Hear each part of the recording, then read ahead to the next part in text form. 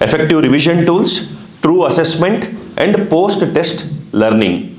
These 5 will make you top-class learners. Your ability to learn increases tremendously. All of this will save you during your MBBS and also further in further education. So done. Then the second one is conditioning yourself as a person, personal excellence.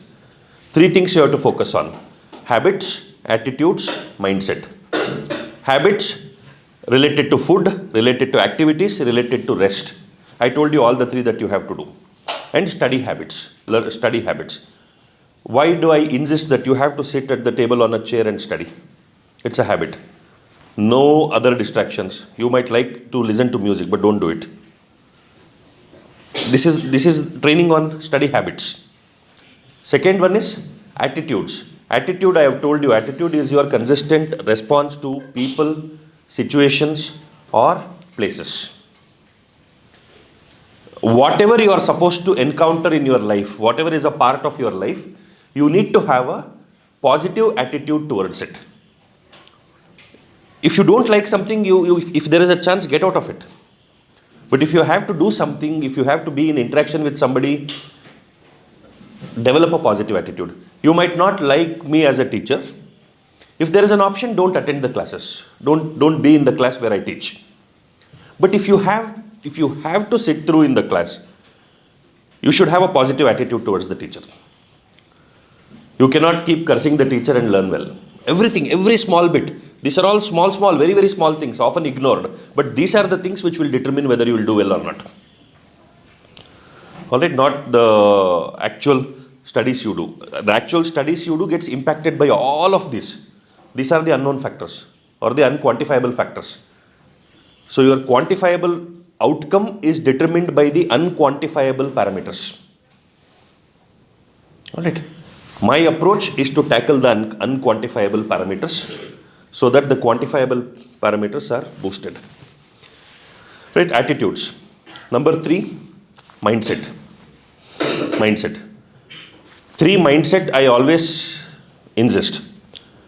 Number 1, no matter what the outcome, I will make sure to take care of this moment properly. Being in the present is a mindset. I will not worry about the outcome. Whatever be the outcome, till the last minute, I will give my best. That's a good mindset to have. Second mindset, I will not blame my situation or somebody or anything. I will not blame anybody or anything else for my success or failure. I will take ownership of my life. I will do what I can. If somebody is supportive, bonus. If somebody is not supportive, I don't blame that for my failure. Ownership. Ownership is a good mindset. Being accountable is a mindset.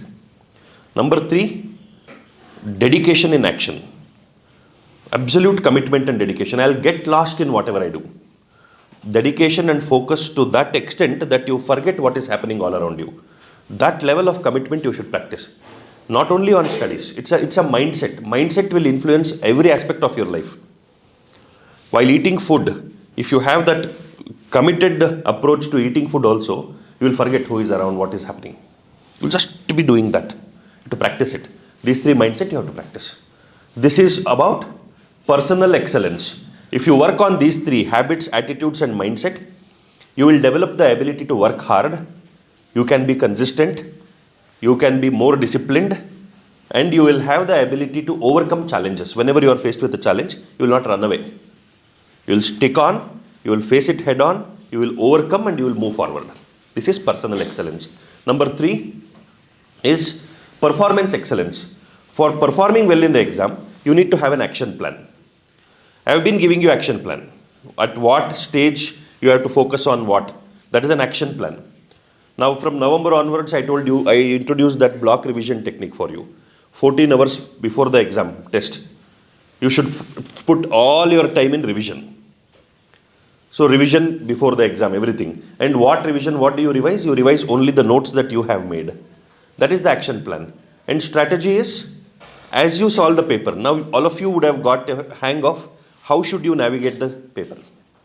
You would have developed your own strategy. And I told you also about difficulty levels. What you can solve in 30 seconds, quickly tackle that. what does not require too much of calculations, finish it off from the first to the last. When you look at a question, you can mark it with star. 1 star is level 1. 2 star is level 2. You have to come back on the second round. 3 star is you have to come back in the third round. So you'll finish off all the 1 star questions. So you don't miss out on anything that you could have solved easily for lack of time. Then when you come back in the second round, questions which might require 1.5 minutes kind of questions.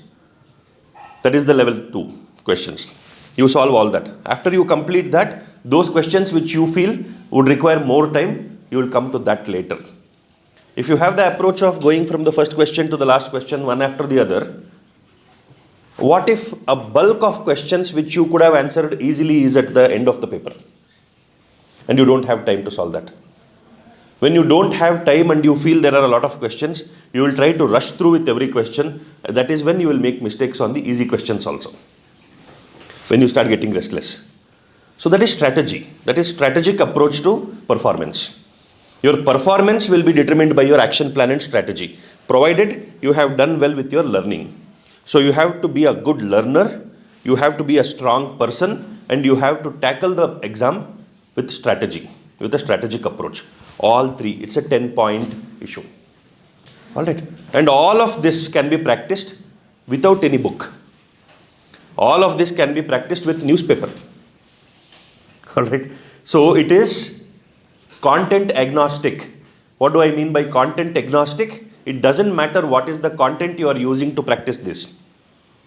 It is competence centric. Developing the competence to become a good learner, become a better person, and become a better performer.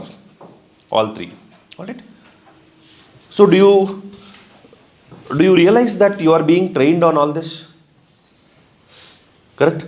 Food, I don't want to make it very tight for you because I don't want to disturb the food habits you have. In our residential campus in Bangalore, I told you, no, vegetarian food, no sugar, no maida, no deep fried items. Whatever you are getting for lunch today, French fries, chili chicken, that is also deep fried, no? Those things will not be available. Extremely important. Focus on these things. Focus on these things. Consider these 10 months that you are spending here as training for transforming your life. Foundations have happened. And I assure you of continued support, lifetime support. I always tell my students, once you come in contact with me, you are permanently locked. Unless you want to get away. I am available for you. Always, for lifetime. For my lifetime.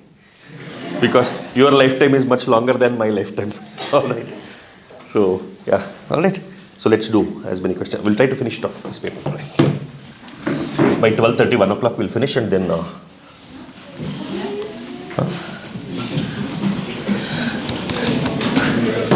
I see all... you've taken half an hour extra to get ready for this search. All the girls were here before you.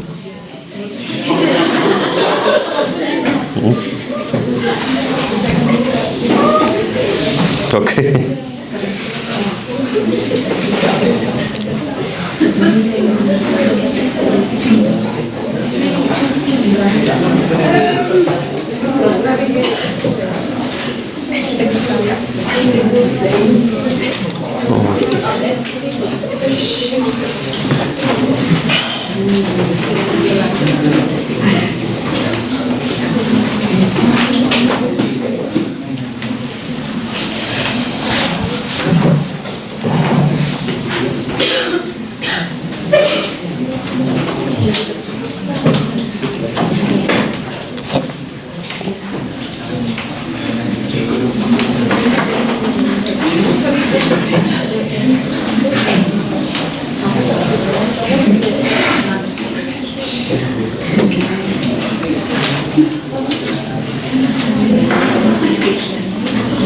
We are done till 1:15, no?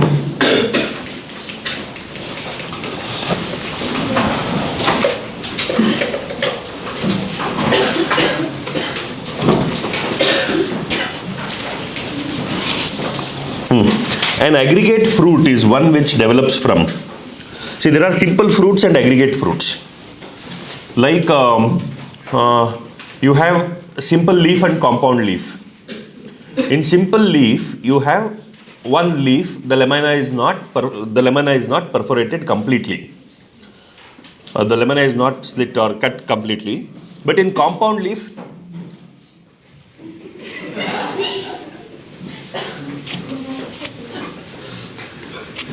okay. Look at the happiness. Look at the kind of decoration. I mean, getting ready. All right. 20 minutes before my time to leave for the airport, I pack my things. My wife keeps telling me, "What is this? You have to leave early in the morning. You have not yet packed." It's okay. I'll just pull out things, dump it into the suitcase. I anyways carry an iron box, so even if you iron the clothes and keep it in the suitcase, it will still be crumpled when you reach wherever you want to reach. That's all. 10, 15 to 20 minutes. Fellows, you are coming half an hour late. And you are supposed to wake up at 5 o'clock in the morning. That means 5 to 6:30, 8:30 to 9:30 was not enough. Awesome. Aggregate fruit. Simple leaf, compound leaf. Simple fruit, aggregate fruit. Alright, aggregate fruit is what? Is custard apple an aggregate fruit? Is custard apple an aggregate fruit? Is it? Is strawberry an aggregate fruit? Aggregate fruit is the one in which you have multiple fruitlets. Small fruits bunched out into one fruit. Is jackfruit an aggregate fruit? Jackfruit? It is. Is mango an aggregate fruit? Mango is a simple fruit. Mango is a simple fruit or a drupe. Alright? Pineapple is also an aggregate fruit. You have those small fruits. Pineapple you cannot consider as an aggregate fruit because they are not from it's a different kind of fruit. It's a special fruit. It is not an aggregate fruit. There are no seeds there. So what is this fruit developing from? Fruits are developing from ovaries. Fruits are developing from ovaries. Can there be multiple ovaries in a particular flower? Can there be multiple ovaries in a particular flower? There can be. If all the ovaries fuse together to form one ovary or one fruit, what is that ovary called? The fusion of all the ovaries to fuse to form one ovary?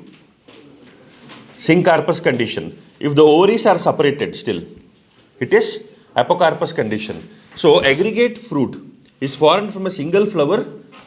It is formed from a single flower, but what kind of gynoecium? There has to be multiple carpels in the gynoecium, and all the carpels should be separated. They are together as a fruit, but the carpels are separate. That is what will give you an aggregate fruit. Alright? Is pineapple comes from an inflorescence. Pineapple is an inflorescence fruit. It is not a single flower fruit. Aggregate fruit is not coming from a single flower. It is coming from it is not coming from an inflorescence. It is coming from a single flower. Alright. So aggregate fruit is one in which develops from multicarpellary syncarpous gynoecium. Is it right? Syncarpous gynoecium produces simple fruits, not aggregate fruits. Multicarpellary apocarpous gynoecium. Yes or no? Yes, it is multicarpellary apocarpous gynoecium.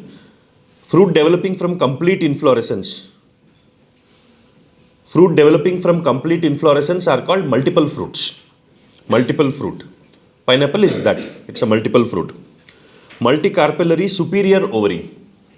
Position of the ovary is not a factor that determines what type of fruit it is. So superior ovary or inferior ovary, all of that doesn't matter for this question. So it is multicarpellary apocarpous gynoecium. Pollen tablets are available in the market for what? In vitro fertilization, breeding program, supplementing food, ex situ conservation. For what do you want to use pollen tablets?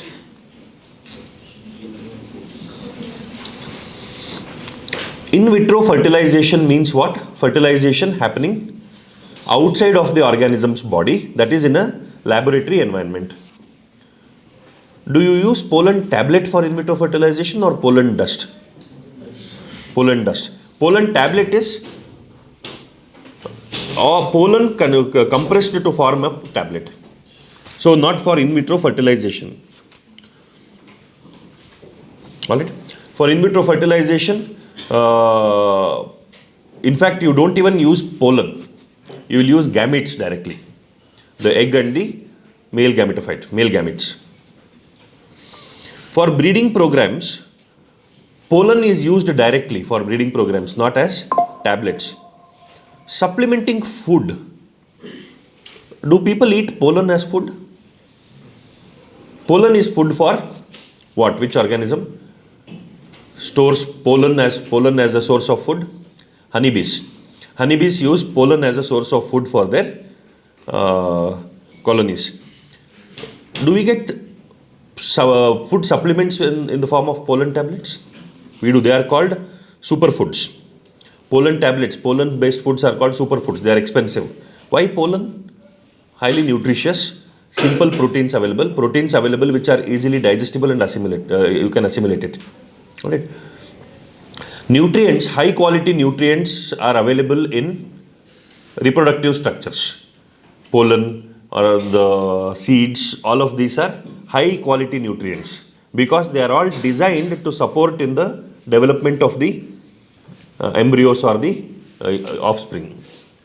So pollen tablets are used for supplementing food. Ex situ conservation. Oh, why have they done this?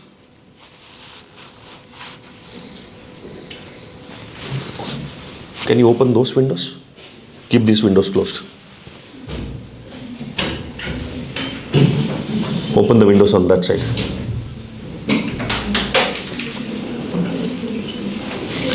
Is smoke coming from there also? No. Okay. Ex situ conservation is conservation outside of the natural habitat. Conservation outside of the natural habitat. How do you conserve? Where do you conserve pollen? Do you conserve pollen outside of the natural habitat? Correct? Do we conserve pollen as tablets? It is not as tablets. You can conserve pollen in the gene banks as pollen only, not as tablets. Making the pollen into tablets will damage the pollen's viability, but it maintains its nutritive character. So it is used as nutritive supplement. Superfoods. Function of filiform apparatus is to, where do you find filiform apparatus?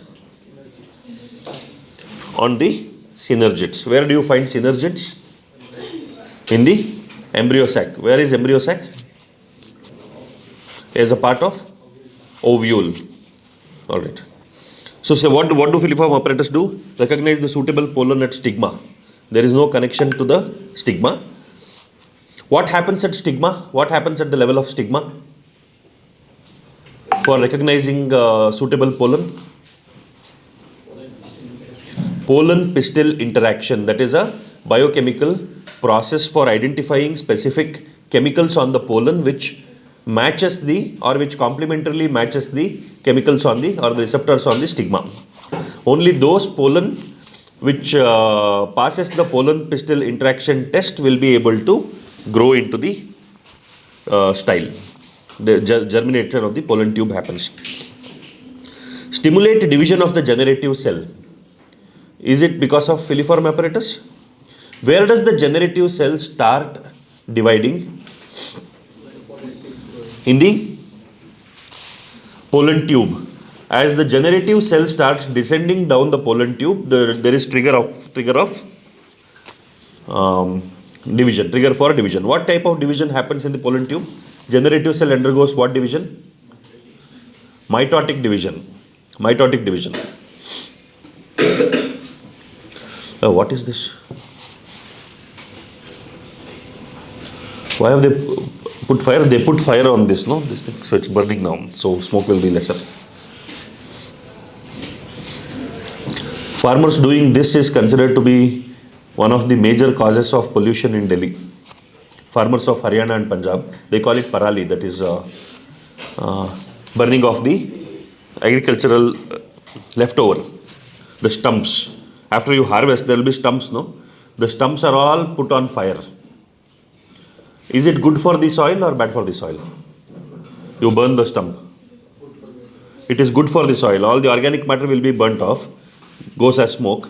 The inorganic nutrients will be easily made available to the soil. The ash of burning the organic matter will have inorganic nutrients that is enriching the soil. So farmers do that before the next cycle of cultivation. That adds on to pollution. Okay. So the role of filiform apparatus is to guide the entry of the pollen tube. Guide the entry of the pollen tube. Okay.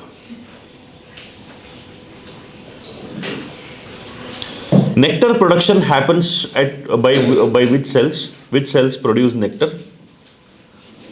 What do you call the cells which produce nectar? You call them nectaries. Nectaries. What do you call the place where you brew alcohol?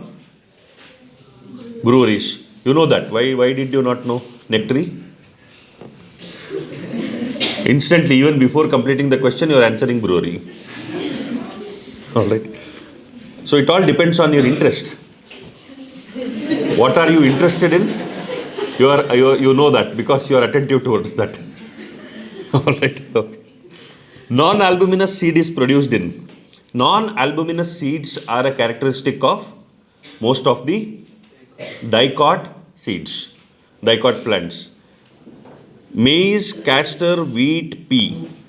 Of these four, which one is a dicot? We have to figure out. Is maize a dicot? Maize is a monocot. Castor is also monocot. Wheat is also monocot. Pea is dicot. So the pea is non-albuminous. They are also referred to as exalbuminous seeds. Exalbuminous seeds. Which of the following shows coiled RNA strand and capsomeres? Poliovirus, tobacco mosaic virus, measles virus, retrovirus. TMV is a standard reference virus for studying viruses.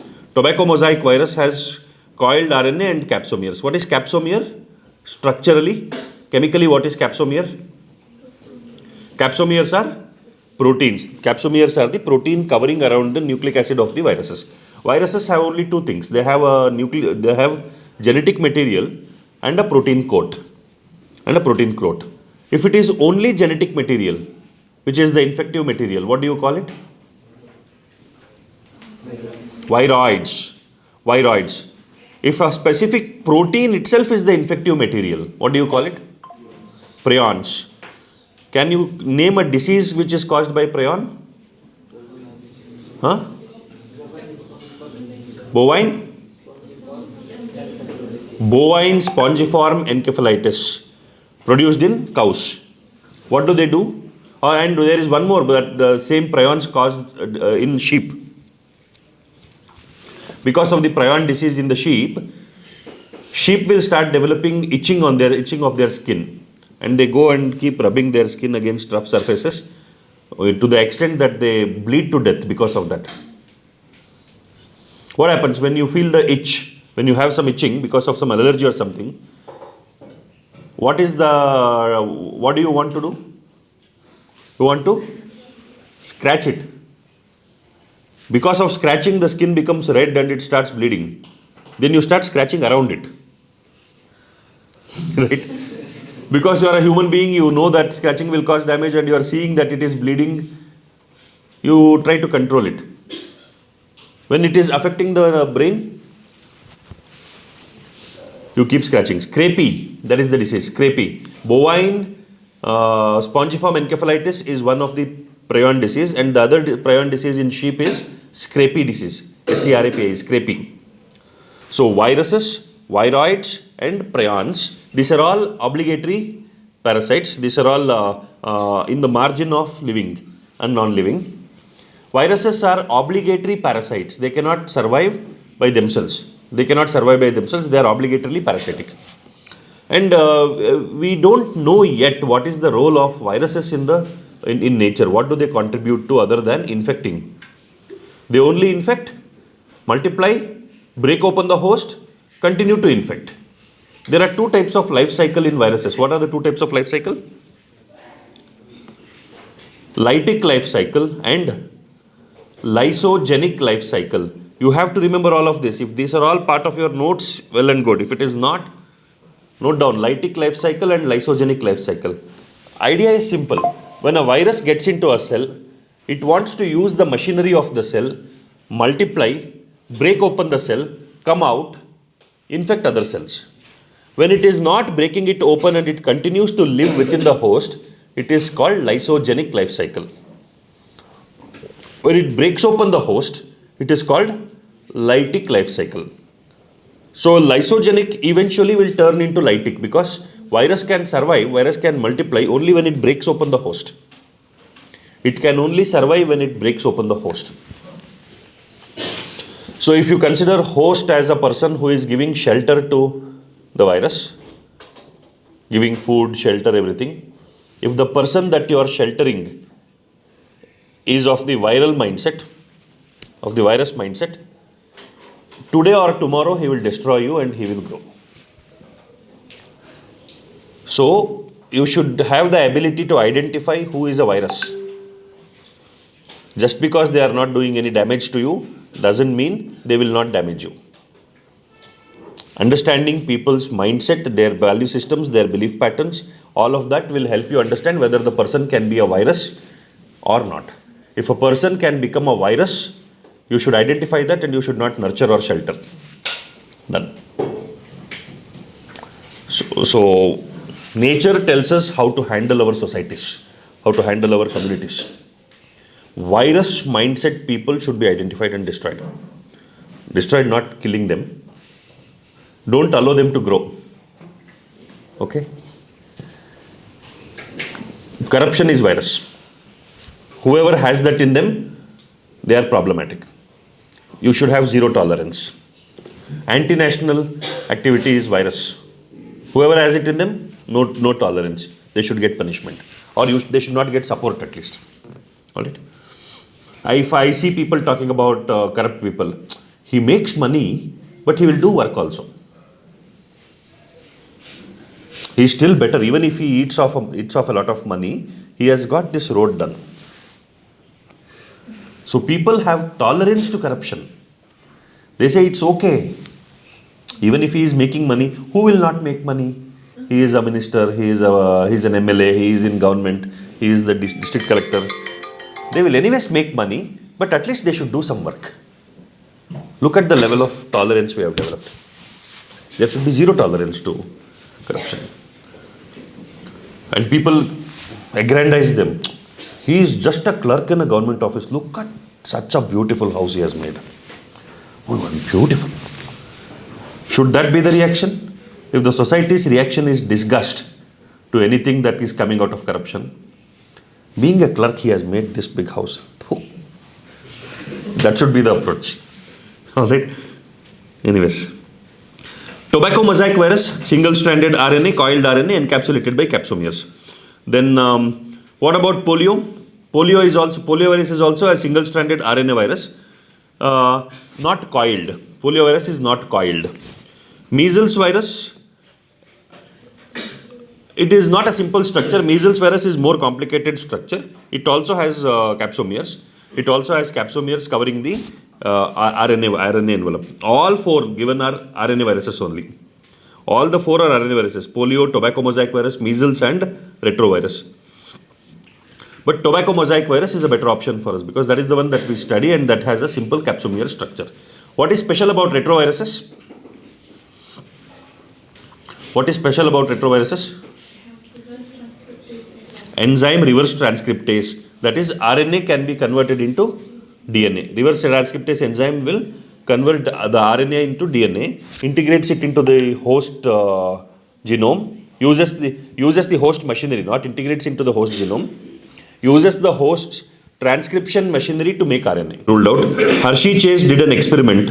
What experiment? Confirming DNA as the genetic material using bacteriophages. Hershey Chase experiment is popular experiment. Michelson and Stahl, semi-conservative replication of DNA. Griffith,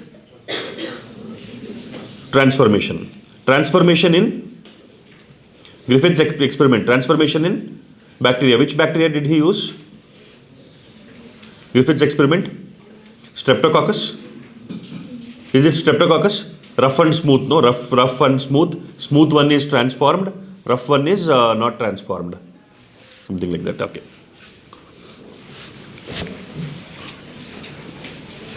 Fruit color in squash is an example of. This is a standard example that we have studied. It is an example of what?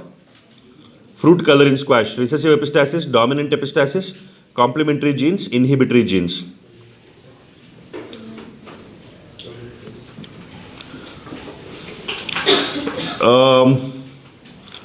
White colored fruit is dominant. Yellow colored fruit is recessive.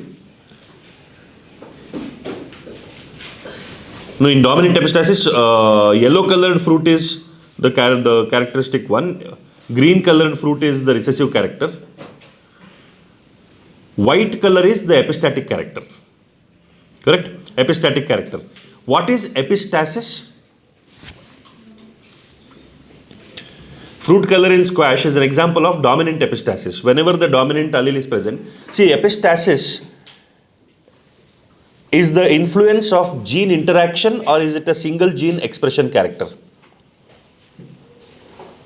Whenever we talk about epistasis, complementary genes, supplementary genes, we are talking about gene interaction. That means there are two separate genes. There are two separate genes. One gene influencing the other gene. In epistasis, one gene will determine whether the other gene is expressed or not. Now in fruit color of squash, yellow color fruit is dominant, green color fruit is recessive, left by itself. There is another gene which will determine whether these characteristics are expressed or not. Now when this epistatic gene is epistatic in its dominant form, then you call it dominant epistasis. Neither the dominant character or the recessive character of the actual gene will be expressed. There will be a separate character that is expressed. So in this case, white color fruit. If this is not in its epistatic form, this gene will express the color according to its genotype, according to its character. So this gene is determining the color of the fruit. If it is dominant, the fruit will be yellow color. If it is recessive, the fruit will be green color. But this fellow comes, epistatic fellow. If he is active, whether in the dominant form or recessive form, when he is active, he will not allow the expression of this. So what will be the fruit color? Neither the dominant character nor the recessive character, something else. In this case, it is white color.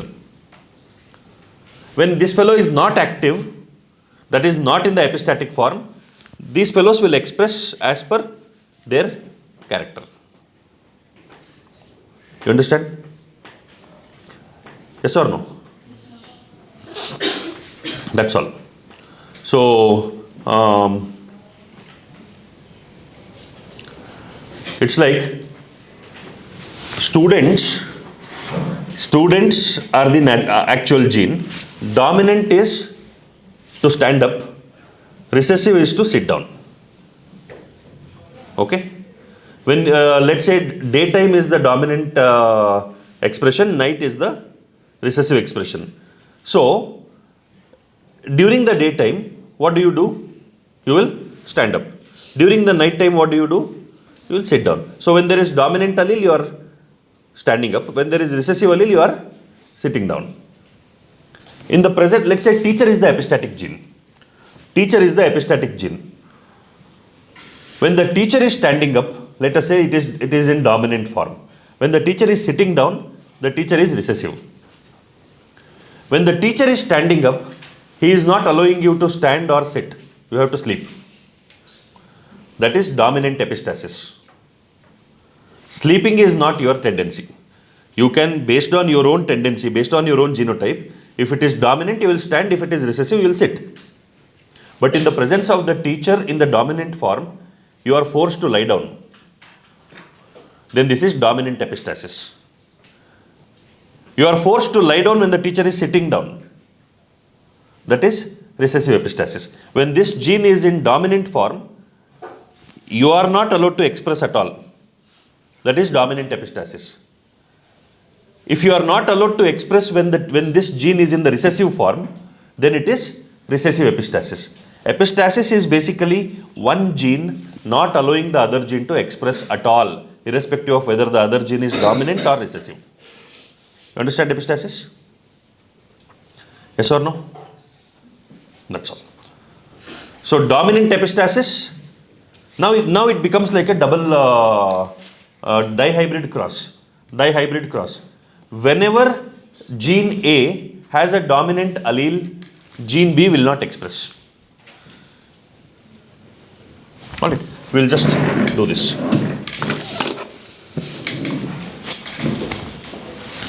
Gene A, gene B. A dominant, B dominant, A dominant, B recessive, A recessive, B dominant, A recessive, B recessive. Correct? These are the four possibilities. These are the four possibilities. That means either at least one or both of them are dominant. At least one or both of A is dominant. B is both of them are recessive. A is both recessive, B is both one or both dominant. Both A and B recessive. This is what we get as 9:3:3:1. This is the phenotypic ratio. If you expand it, you will get A, B, B, capital A, capital A, capital B, capital B, capital A, capital A, capital B, small b, capital A, small a, capital B, capital B, capital A, small a, capital B, small b. These are the possibilities.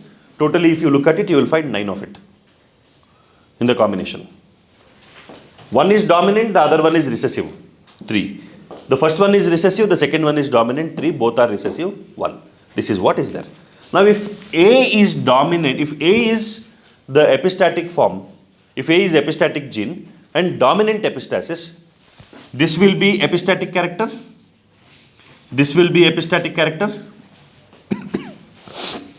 Correct? This will be B dominant.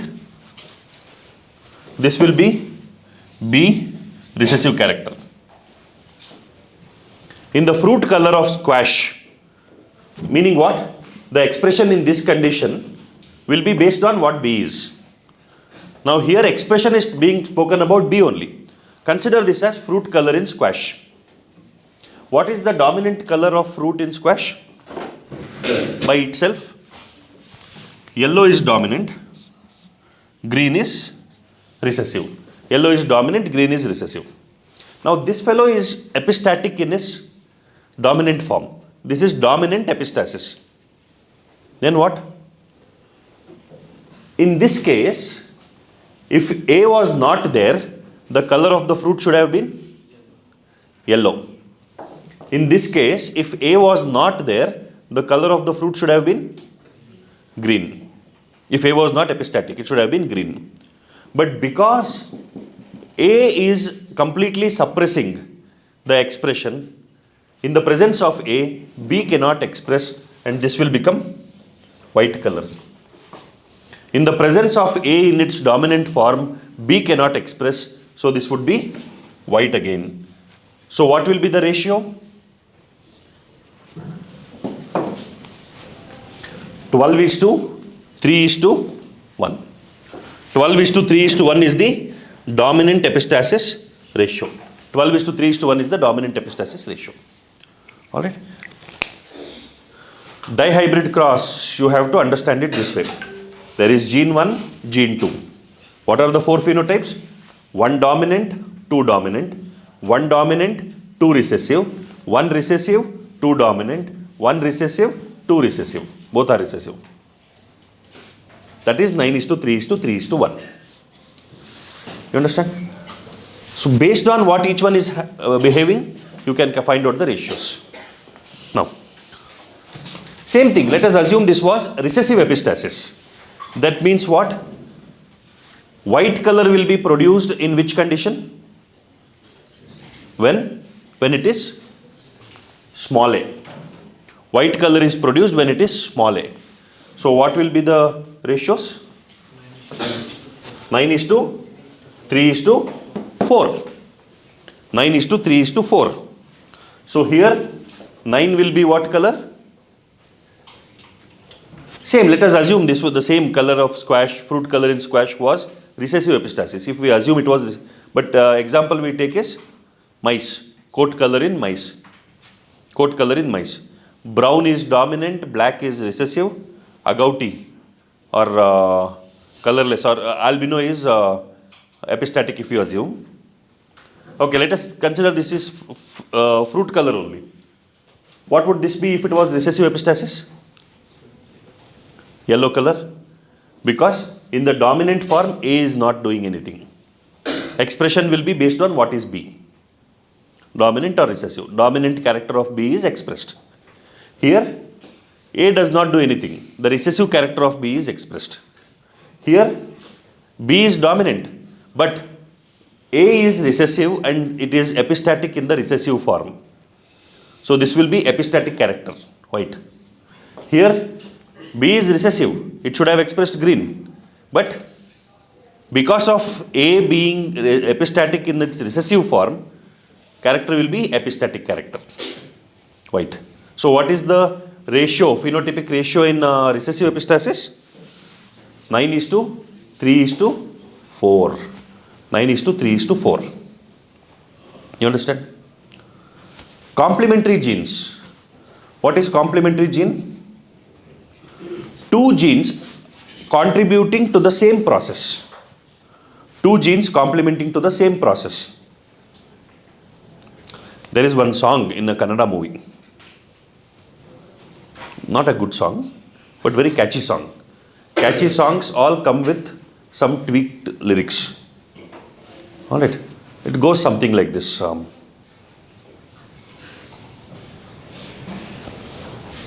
It's like, let's go on a long drive. Friends are talking to each other. Let's go on a long drive. And these are all friends belonging to not so wealthy families. So if you are a wealthy family person, you want to give the entire party. For most of us, we will share. You bring this, different people will bring different items, and together we will have a party. That is what most of the people do. Correct? So this song goes like this. Let us go on a long drive. In the entire song, they will be exploring where to go. Where to go. And throughout in the planning, they will say, if you get alcohol, I will get food. Or if I get alcohol, you get food. So for party, they need both. This friends group, they need both. Alcohol and food. If you get alcohol, I will get food. If I get alcohol, you get food. This is the song. If I tell it in Kannada, the tune is very, very catchy. You will like the tune, but you will not understand the lyrics. The lyrics goes like that. All right. Complementary gene is like that. It's like friends party. Party will not be complete. I am not endorsing alcohol or a party with alcohol. Just like that. Assume it is a party with alcohol and food. Can there be a party in the absence of alcohol? There can be, but just assume this group. Okay. All your parties should be without alcohol. That is what I am telling you. But for understanding complementary genes, if alcohol is not there, no party. If alcohol is there but there is no food, no party. Only when both alcohol and food is there is party. This is complementary gene. Now let us say, each one being in a dominant form is, if let us say A is alcohol and B is food. Party is expression of character. Here do we have expression, here do we have party? Yes, there is party. Here do we have party? No party. Here do we have party? No party. Here do we have party? no party. So complementary gene ratio is 9:7. Complementary gene ratio is 9:7. The example that we take is flower color in Lathyrus sativus. Flower color in Lathyrus sativus. There are two genes. One gene produces the precursor of the pigment, which produces blue color pigment. Let's consider anthocyanin pigment. There is one more gene which will produce the enzyme which can convert the precursor of the pigment into the actual pigment. You understand? So only when both the genes are present, pigment also should be there and the enzyme also should be there, then you get the actual color. If there is only pigment and no enzyme, the pigment cannot be activated. If there is enzyme but no pigment, what will the enzyme activate? Only when both are present, there is a character expressed. Otherwise, no character. White colored flower, both the plants crossed, you get purple color flower. That is complementary gene. Supplementary gene. Supplementary gene.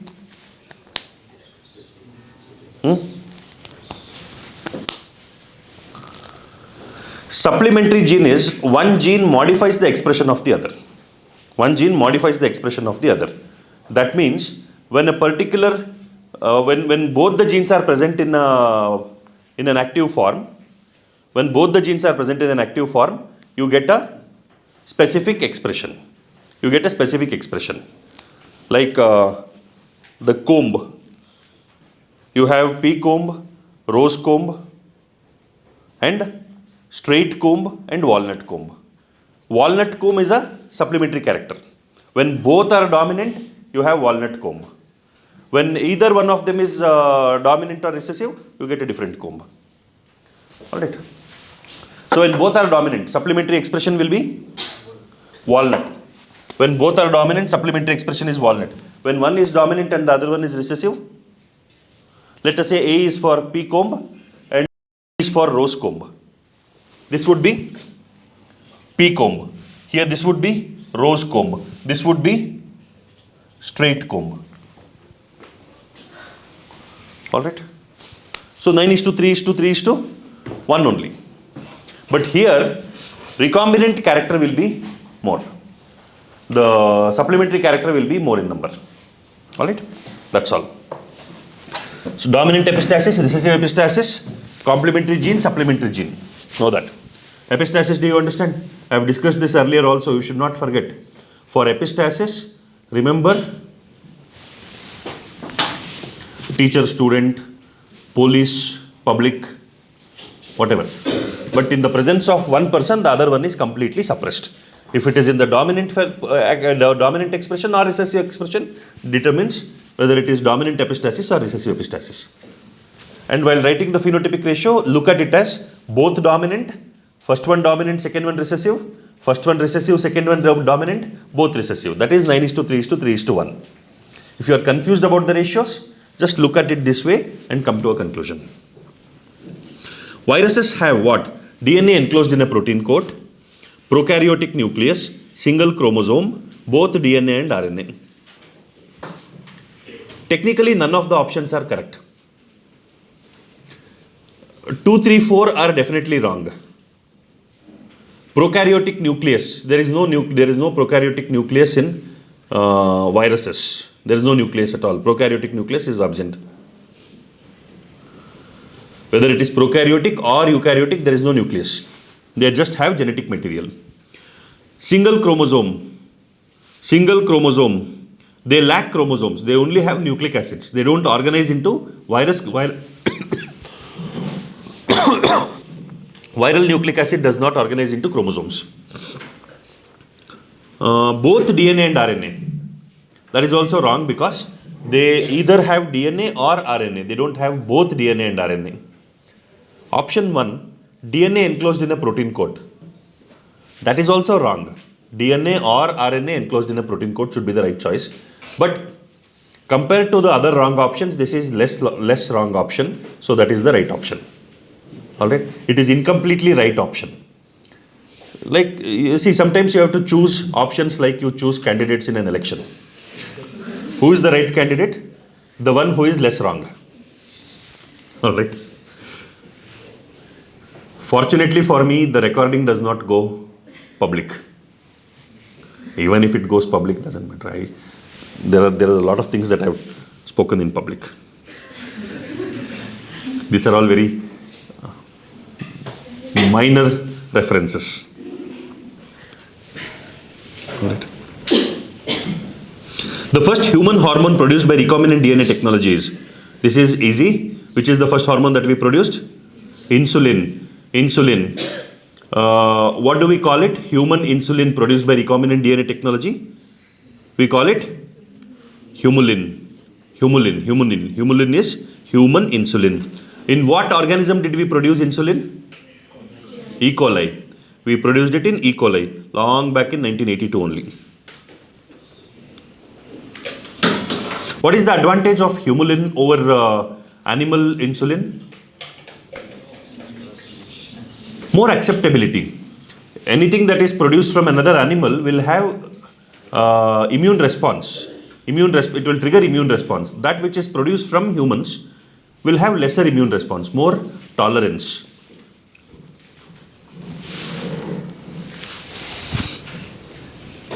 Analysis of chromosomal DNA using the Southern hybridization technique does not use electrophoresis, blotting, autoradiography, PCR.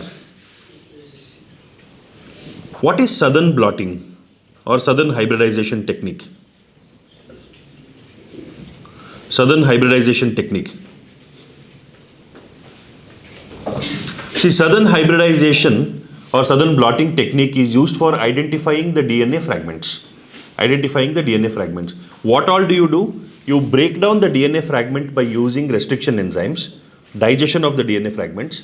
You separate the DNA fragments by what? What do you do to separate the DNA fragments based on their molecular weight? Electrophoresis. What electrophoresis? Agarose gel electrophoresis. Then you transfer those. You transfer those DNA fragments onto a what paper? What is the paper onto which you blot these fragments? Nitrocellulose paper. Nitrocellulose paper. Then you hybridize the DNA fragments with radio-labeled probes. Radio-labeled probes. Now these are radio-labeled single-stranded probes. So before you transfer it, DNA fragments you have broken down by using restriction endonuclease enzymes. Then before you transfer it, you make it single-stranded. You make the DNA fragments also single-stranded. So these probes can go and bind to the single strands. And wherever you find this radioactivity, you find the specific sequences of DNA. This is Southern blotting technique. Southern blotting is used for identifying identifying the DNA fragments. Northern blotting is used for identifying RNA. Western blotting is used for identifying proteins. Eastern blotting is used for identifying post-translational modification products. Post-translational modification products are identified by Eastern blotting. So all the four directions you have some blotting. Northern blotting, Southern blotting is for DNA. All right.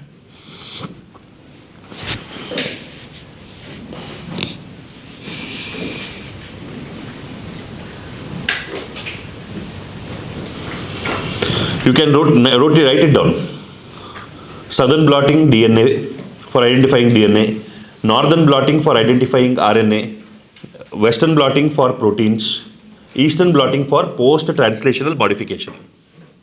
Eastern blotting questions will not come. North, South and West comes. North, South and West is commonly asked.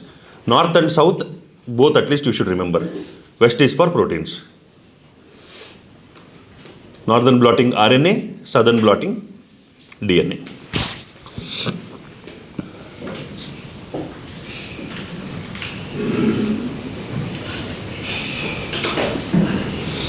Why do we give these names? Why do we give these names? Northern blotting, southern blotting.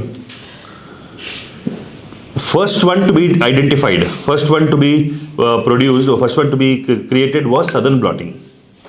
First one to be created was southern blotting. The name of the person was Southern, some Southern. So it sounded like South, off from the South or something like that.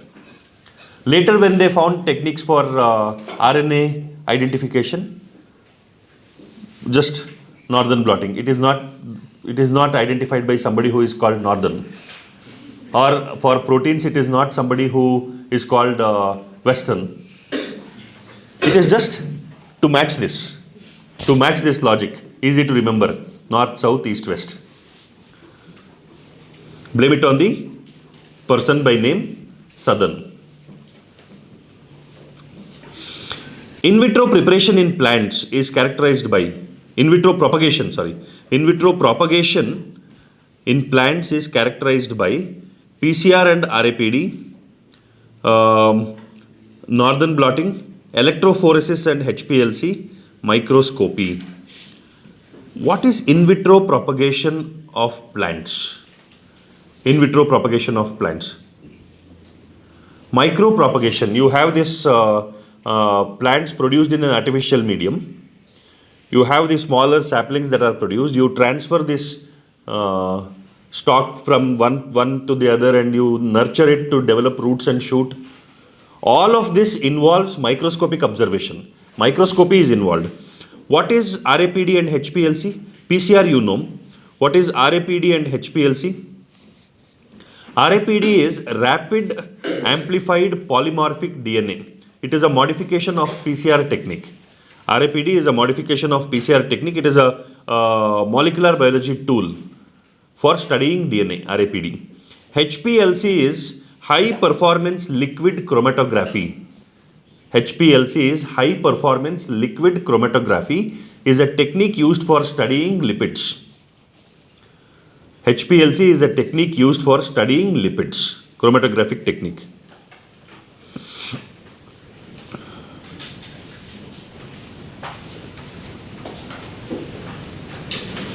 So studying different components in liquids like lipids and other components, you use HPLC, high performance liquid chromatography. RAPD is rapid amplified polymorphic DNA. Rapid amplified polymorphic DNA analysis. That's a molecular study. Not related to plant propagation. Alright.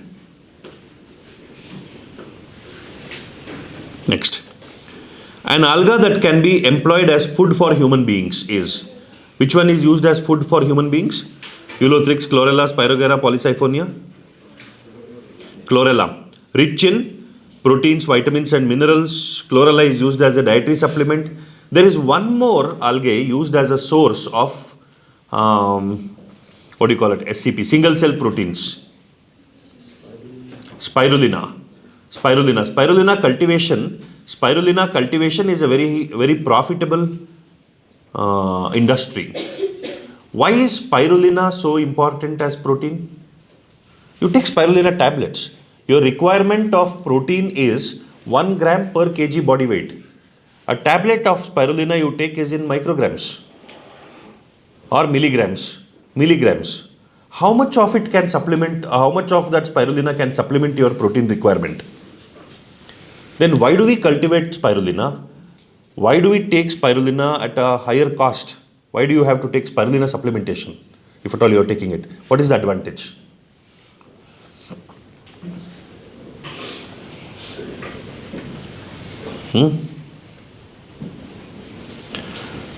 Easily available amino acids, easily digestible protein, simple structures, not complicated. Absorption and assimilation is better. Absorption and assimilation is, you came half an hour late.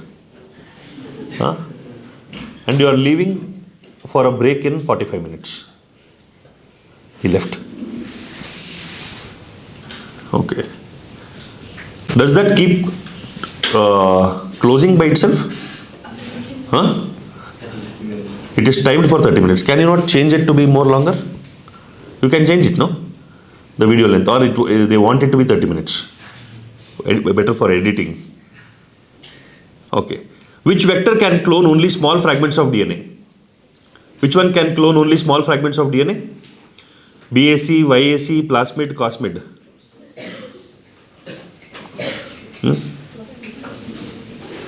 Plasmids. Plasmids are used for small fragments of DNA. Cosmids are used for intermediate size DNA fragments. Bacterial artificial chromosome and yeast artificial chromosome can carry bigger fragments of DNA. They are used for bigger fragments of DNA, large fragments. Which of these four can hold the biggest sizes of DNA? Which one has the highest capacity of taking up DNA? What? Bacterial artificial chromosome, yeast artificial chromosome, plasmid, cosmid. Yeast artificial chromosome can carry bigger fragments of DNA. An example of ex situ conservation is ex situ conservation outside of its natural habitat. National park, seed bank, wildlife sanctuary, sacred grove. Which one is ex situ conservation technique? Seed bank. Seed bank. Others are all in their natural habitats. National park, wildlife sanctuary and sacred groves are all in their natural habitats. What is the difference between national park and wildlife sanctuary? National park and wildlife sanctuary. If both are in their natural habitats, what difference will differentiate national park from wildlife sanctuary? Both are designated areas. You define it.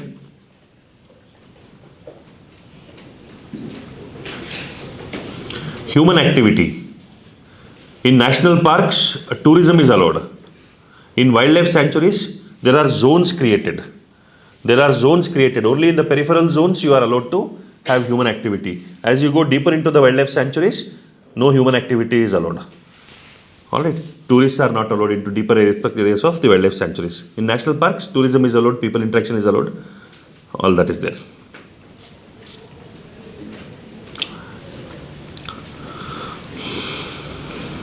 Can you name some other ex situ conservation methods other than seed banks? Botanical gardens. For animals, what is equivalent to botanical gardens for animals? Zoos or zoological parks. Okay. A location with luxuriant growth of lichens on the trees indicate that the trees are very healthy. Trees are heavily infested by lichens. Location is highly polluted, location is not polluted. What does the lichens indicate? Pollution. They are indicators of pollution. They are called indicator species. Lichens are indicator species. What do they indicate? High pollution or low pollution? Or the health of the tree? Low pollution. Low pollution. Lichens are what? What are lichens? They are symbiotic association between algae and fungus. Algae and fungus. And because it is symbiotic, it is beneficial for both. What is the benefit of this association to the fungus? What is the benefit? Fungus gets food easily. What is the benefit for the algae? Shelter and fixation. It can hold on to the surface easily. It gets shelter and protection.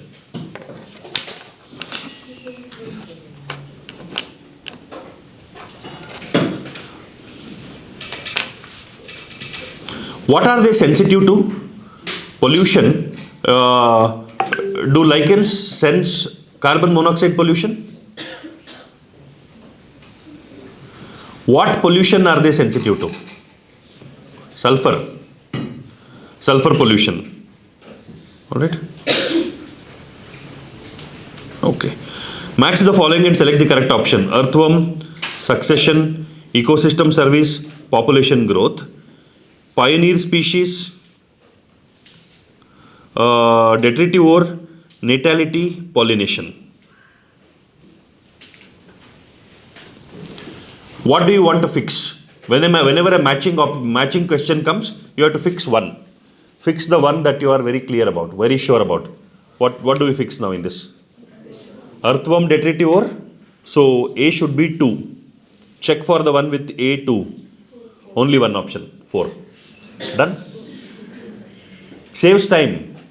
You have to eliminate wrong options very quickly. So in match the following questions, pick up one that you are very sure, check for the options which has that correctly matched, eliminate the other ones right away. Don't check for that at all. Then cross check with your chosen option. Now let us see. Succession, pioneer species, correct? Pioneer species are the ones which will initiate succession.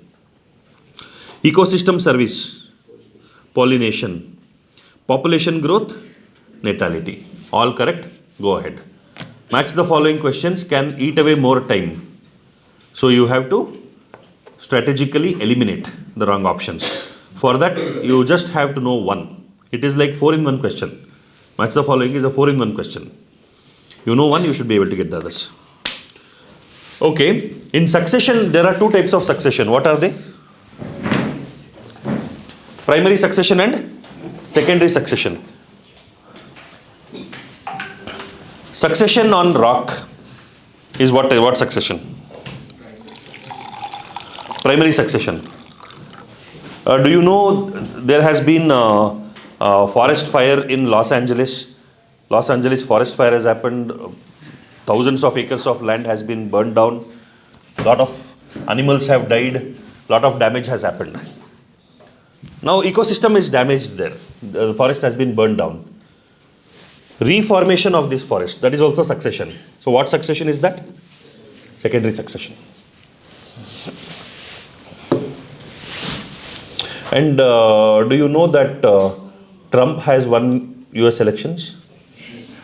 You know that? How did you come to know? Huh?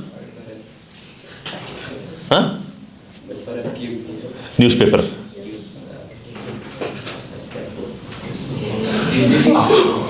Huh? Parents told that. Oh, they come once in 2 weeks and they are telling you Trump election. Okay. Good. Okay. Parents visit. Okay. And latest news, Saif Ali Khan has been stabbed. Somebody went into his house in midnight and they have stabbed him some 5-6 times. A knife has been broken inside his body, next to his spine.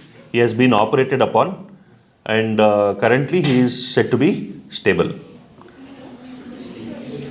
2-3 days ago. 2-3 days ago. Alright. Saif Ali Khan, actor.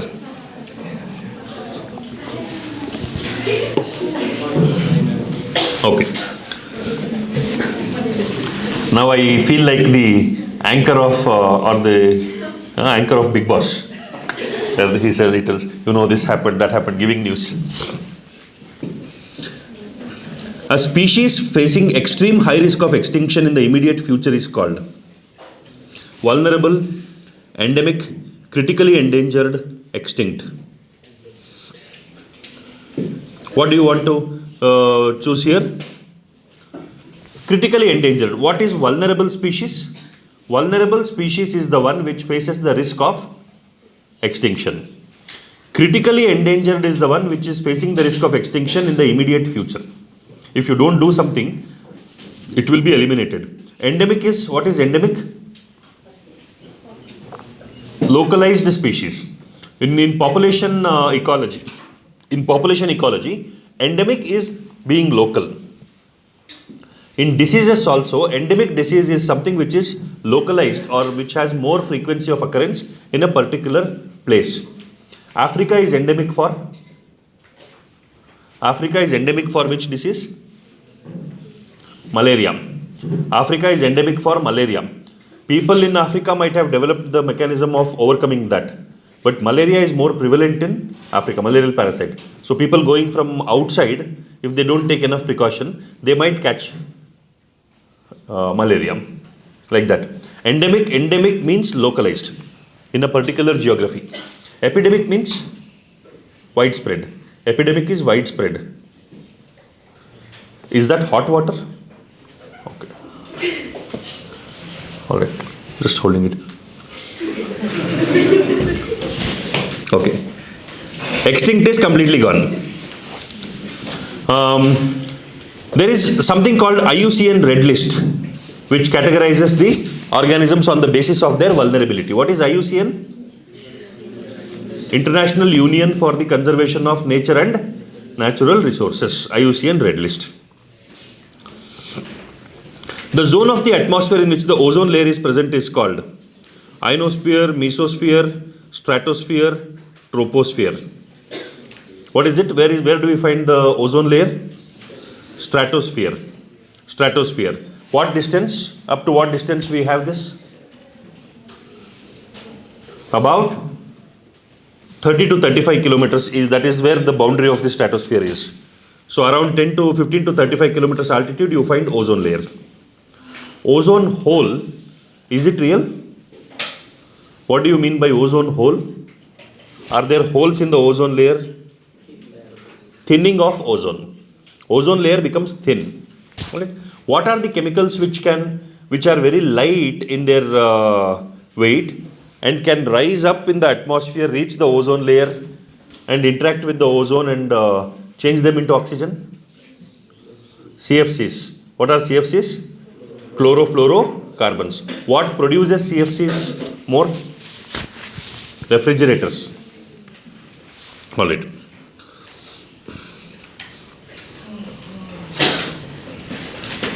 Which is the lowest layer in the atmosphere below the stratosphere? What we are all experiencing? Troposphere. Troposphere is the lower layer of the atmosphere. After troposphere you have stratosphere, then you have mesosphere, then you have ionosphere. Outside of that, exosphere, beyond our atmosphere. Alright. The organization that publishes the red list of species is IUCN. ICFRE is Indian Council of Forestry Research and Education. IUCN is International Union for Conservation of Nature and Natural Resources. UNEP is United Nations Environment Program. WWF is not that. WWF is Worldwide Fund for Nature. Worldwide Fund, WWF, not World Wrestling Federation. Alright. Select the taxon that represents both marine and freshwater species. Echinoderms, Ctenophora, Cephalochordata, Cnidaria. Which one has both marine as well as freshwater species? Cnidarians. Hydra is also a Cnidaria, which is a freshwater species. Corals, jellyfishes, these are all marine species. Echinoderms are exclusively marine. Ctenophora, again exclusively marine. What is the common name for Ctenophora? Cnidarians are referred to as jellyfishes. Ctenophora is referred to as comb jellies, characterized by comb plates on their body. Cephalochordata, Amphioxus, marine again. Which one of the following living organisms completely lacks a cell wall? Cyanobacteria, sea fan, Saccharomyces, blue-green algae.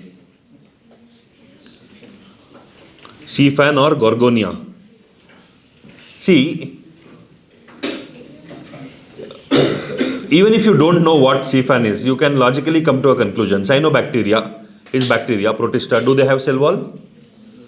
Cyanobacteria is not Protista. Cyanobacteria is algae. Cyanobacteria and algae. Cyanobacteria is photosynthetic bacteria. Blue-green algae. Both of them have cell wall. Bacteria has cell wall. What is the component of cell wall in bacteria? Cell wall composition of the organisms that contain cell wall is important. What is the bacterial cell wall made up of? Peptidoglycans.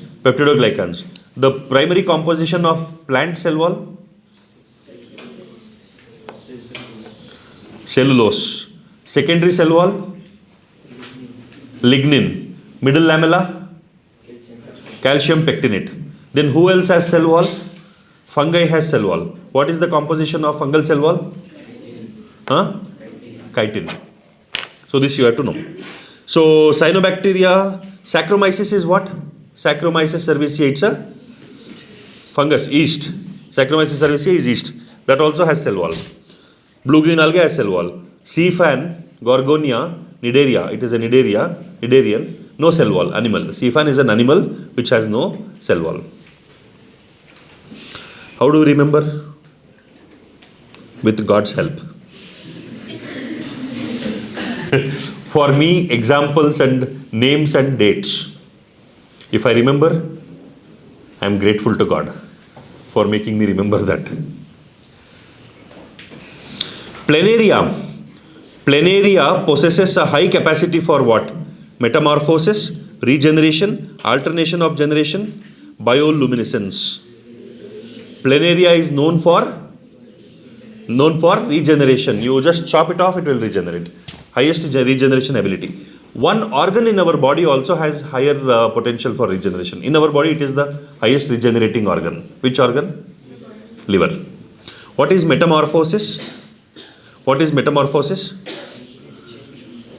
Change or transformation of form. That is metamorphosis. Where do we see it commonly? In insects. Butterfly. Larvae changing into adult form. Metamorphosis. Alternation of generations. Characteristic of plants. What generations alternate in plants? Gametophytic generation and sporophytic generation. There is alternation of generations there. Bioluminescence. Fireflies. Bioluminescence. In there is one thing which shows bioluminescence. What is that which shows bioluminescence? In water?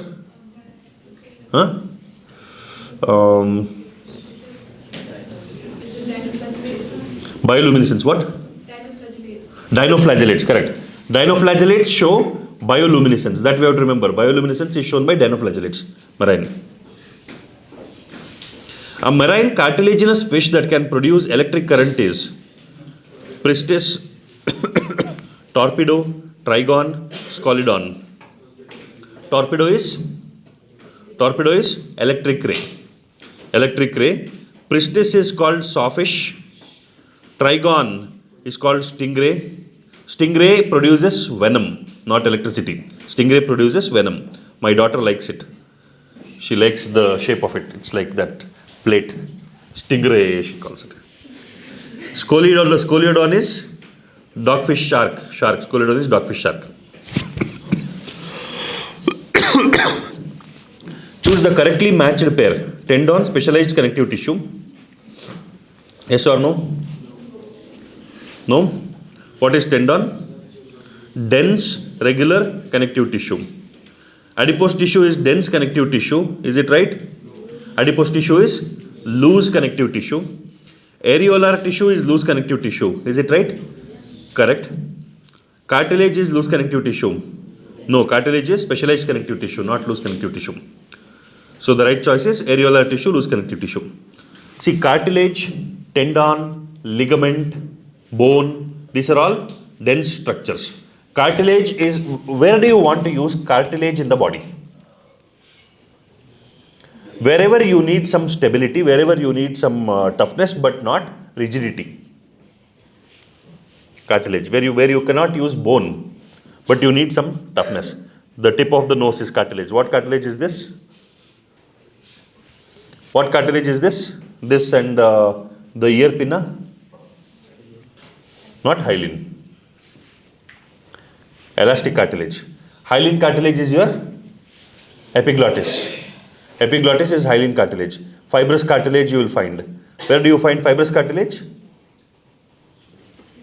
Fibrous cartilage? The C-shaped cartilage that you have covering the trachea. That is the fibrous cartilage, fibrocartilage tissue there. The cartilage that you have, chondrocartilage, the cartilage that is attached with the sternum and the ribs. Those are all fibrocartilage. hard but not as hard as bone. Gives some flexibility. Alright. If this was not elastic cartilage, bone is there here. You try doing to the bone what you do to the tip of the nose. When you are having allergies, when you are having running nose, what do? You just squeeze off the nose. What do you squeeze? Do you squeeze the bone? You squeeze the elastic cartilage. Whatever you do, nothing happens. Same with ear. How many fractures would have happened in school if this was bone? Correct? And so thin bone, it would have broken. Because of, for breaking the bone here, so many bones would have been broken of teachers. Parents would come and break the bones of teachers if you break the bone of children. Between tendon and ligament, where do you use tendons? Tendons are the structures which will attach the muscle to the bone. Muscle to the bone. Elasticity of tendon and ligament. Which one is more elastic, which one is not? Tendon and ligament, of the two, which one is elastic? Tendon is elastic. Huh? The role of the tendon is to pull the bone. The role of the tendon is to pull the bone. Now, there is this biceps tendon attached to the head of the radius here. Now, when the muscle contracts, the contraction is transferred to the tendon, which is transferring it to the bone, and the bone gets pulled. Movement happens because of the pull of the bones at the joint by the tendons, which is getting the force by the contraction of the muscle. If the tendon was elastic, what would have happened? The muscle is pulling. You are supposed to pull the bone, but if the tendon was elastic, tendon will stretch. Bone will remain there only. Have you ever drawn water from a well? Have you ever drawn water from a well? Now there is that pot on one end and the rope. On the other end you are there. The rope should be rigid or elastic? Rope should be rigid. If you don't have rigidity in the structure that is pulling something, the weight of the object that you are pulling will stretch the rope. So imagine having an elastic rope. You are pulling and pulling and pulling, and the rope is becoming thin and thin, and at some point it will just break. Correct? Where do you want elasticity? Have you played badminton? Have you played badminton? If the badminton racket, instead of having those wires, had a plate of metal, can you play badminton? You need to create a rebound. Rebound happens better when there is some elasticity in the surface on which the object strikes. Correct?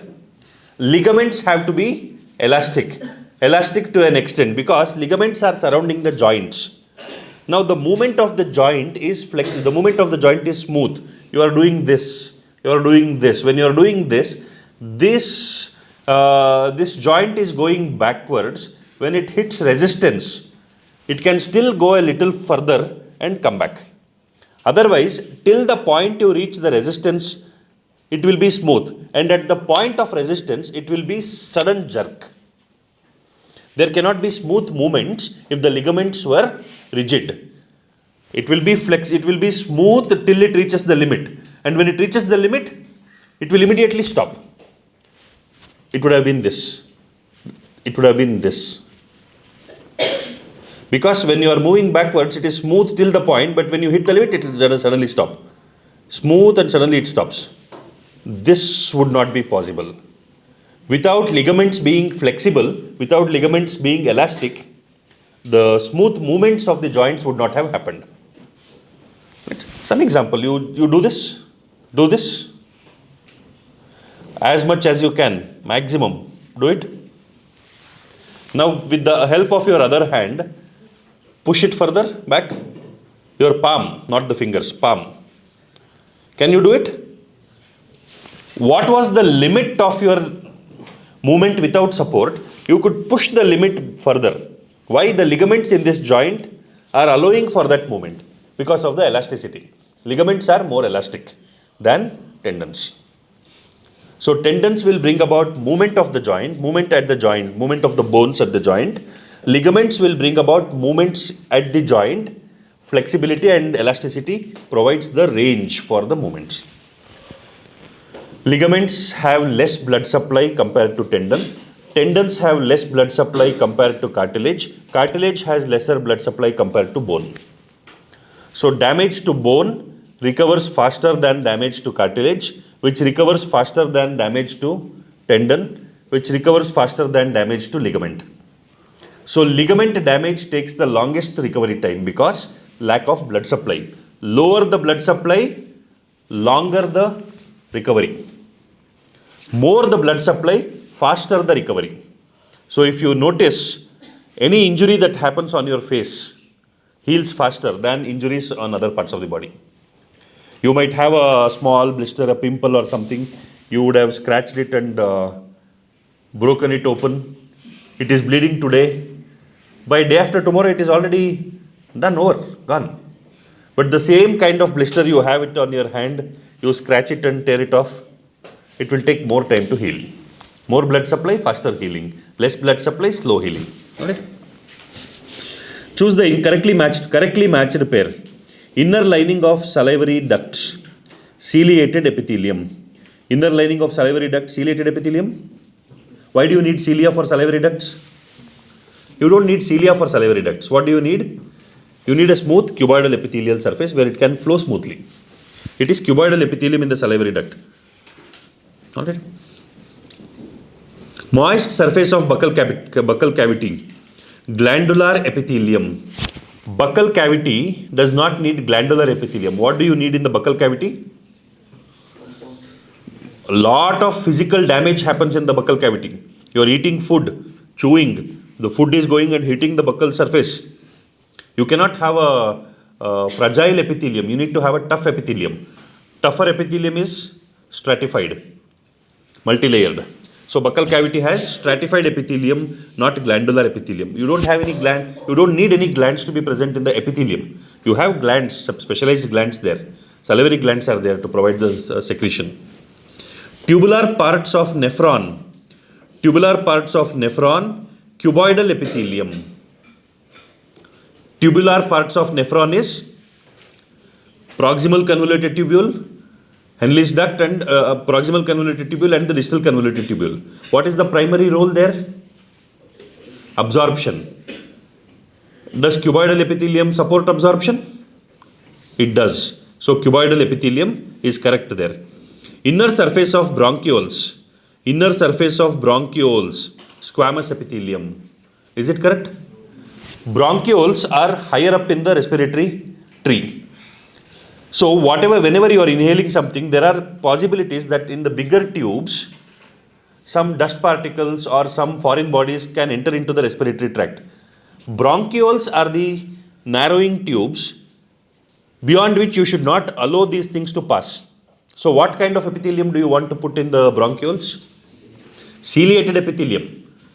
Squamous epithelium is required for surfaces where exchange of material across the surface is to happen. So where do you find squamous epithelium in the respiratory passage? Alveoli. As you go deeper down into the respiratory tree, you will have squamous epithelium. But bronchioles are lined by ciliated epithelium. Why? Mucus is produced, trapping the foreign bodies, trapping the dust particles, and it has to be pushed upwards. If not for ciliated epithelium, the mucus that is produced in the lungs would not have come to your throat.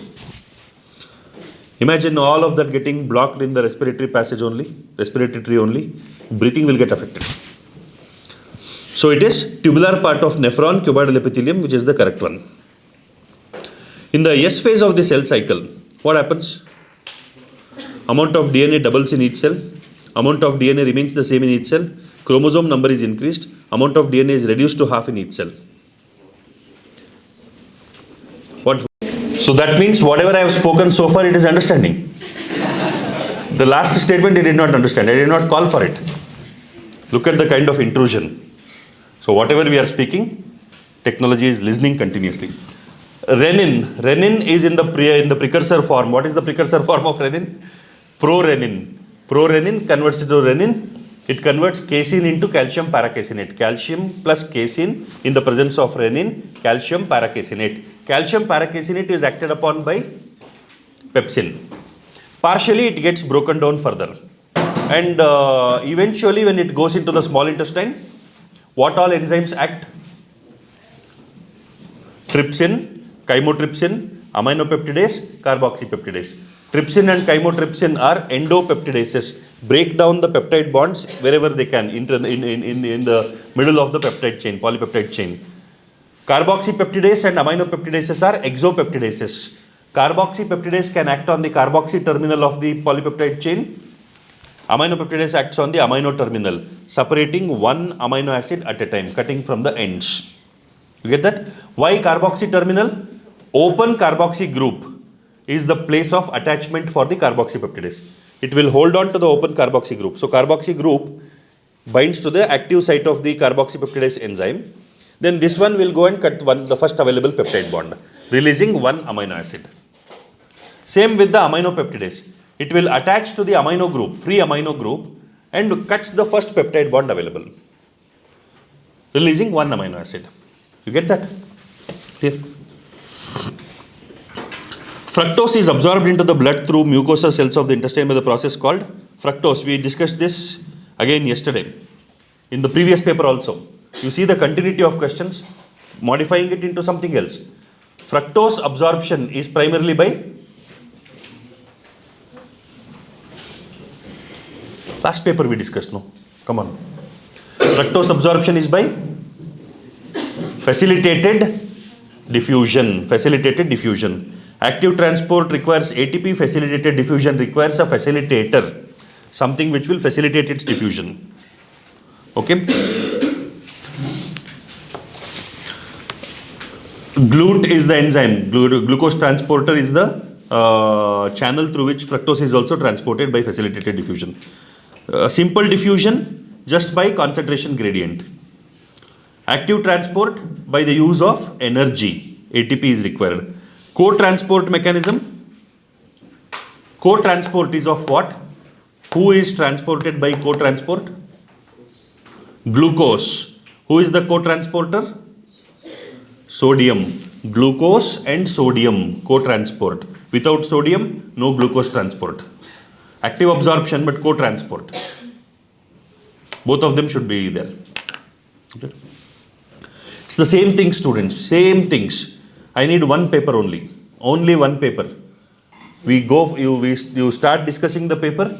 You can go anywhere throughout the syllabus, cover everything, come back to the same paper and finish the studies. Over. Only one paper is required.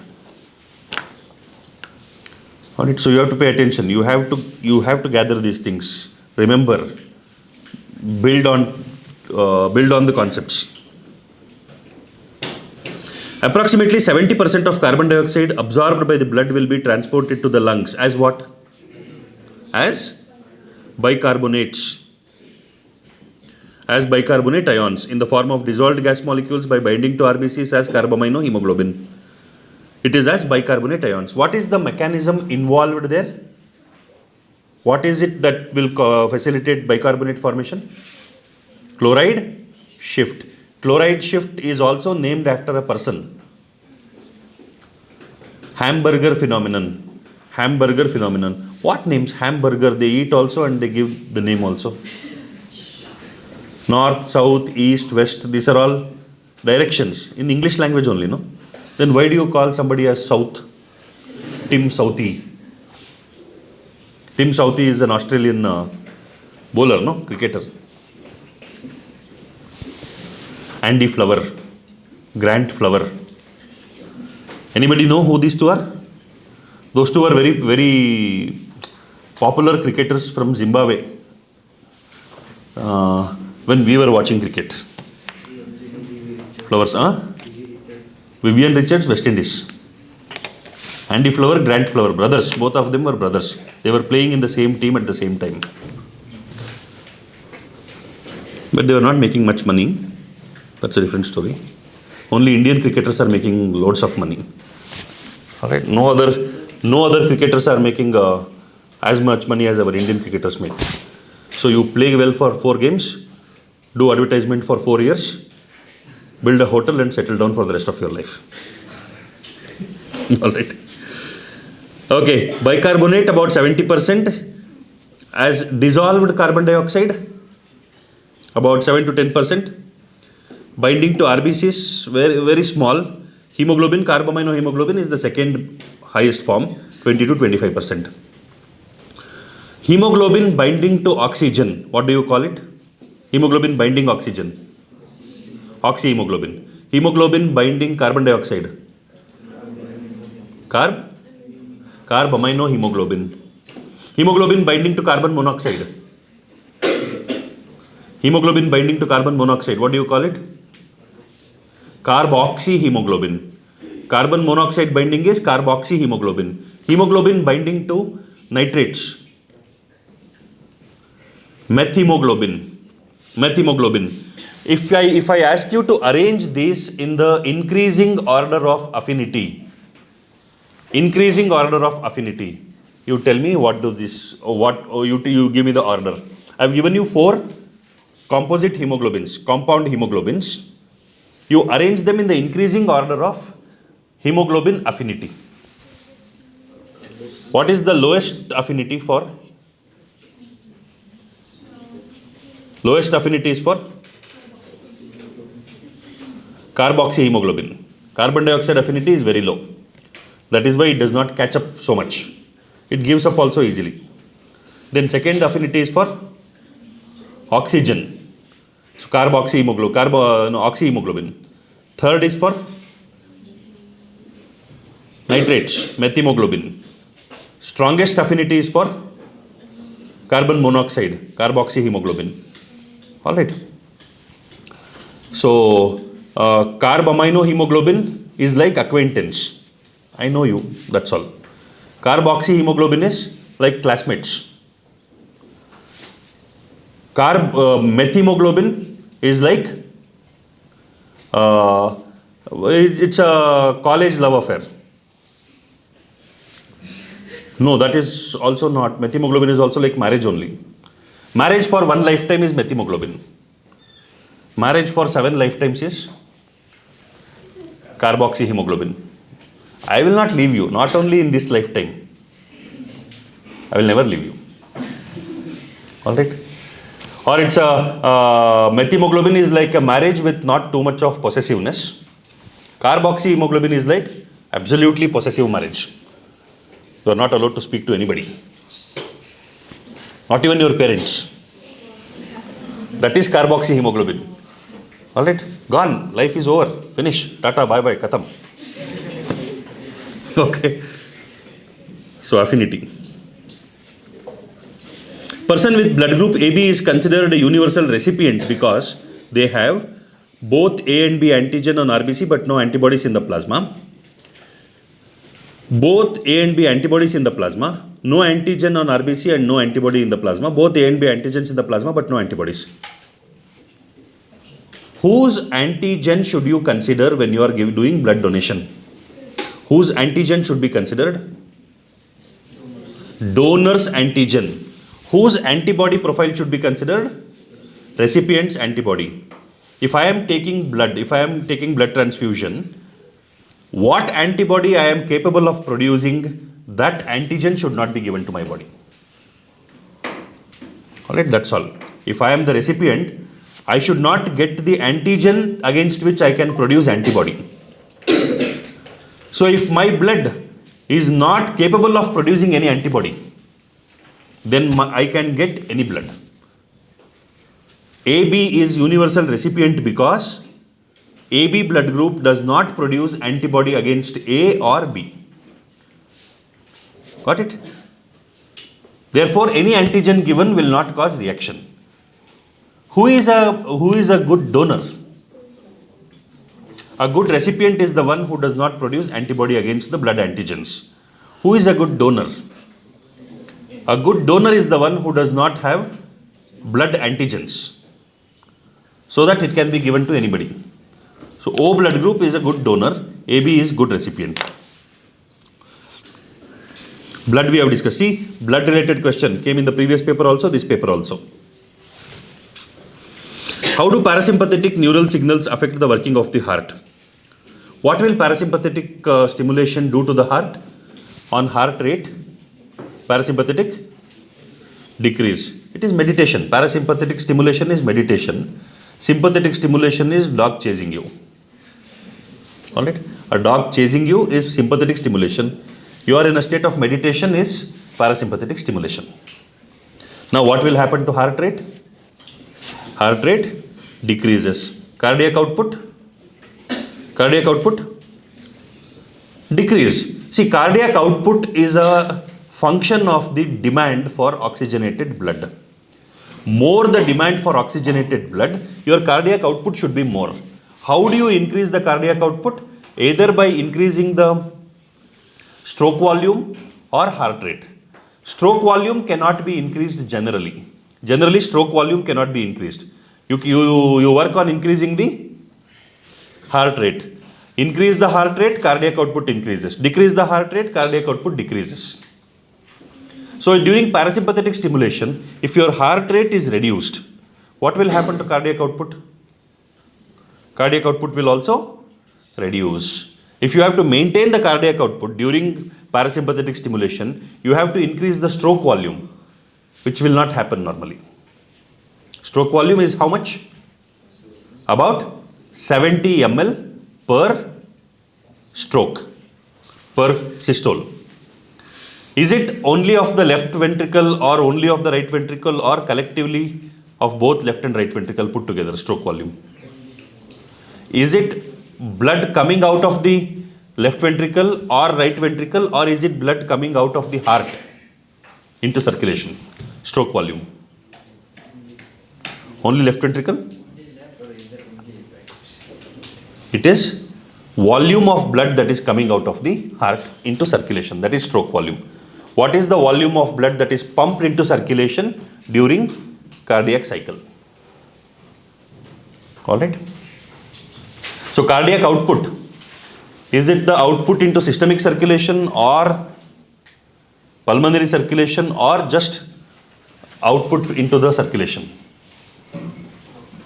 Output into circulation, not only one. Alright.